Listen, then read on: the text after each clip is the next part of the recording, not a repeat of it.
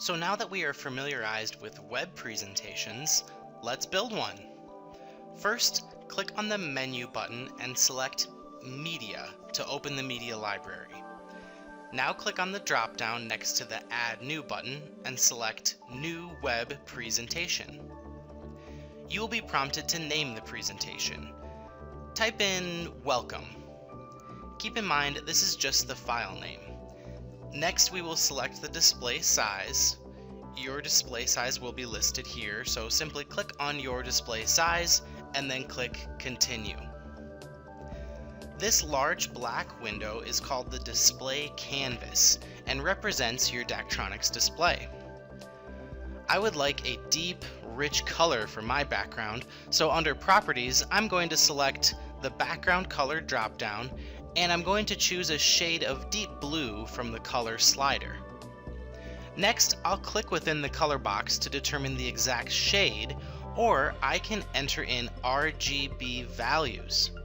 Perfect. Daktronics recommends using rich, jewel tone backgrounds on your display. Once we add our white font, the text will really pop. Speaking of text, we are ready to add a text box. Click on the icon that looks like a piece of paper to add a text box.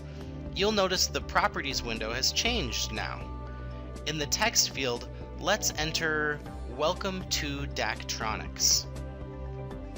The Position drop-down will allow you to type in a precise size or position for your text box, or you can simply resize or move it in the display canvas.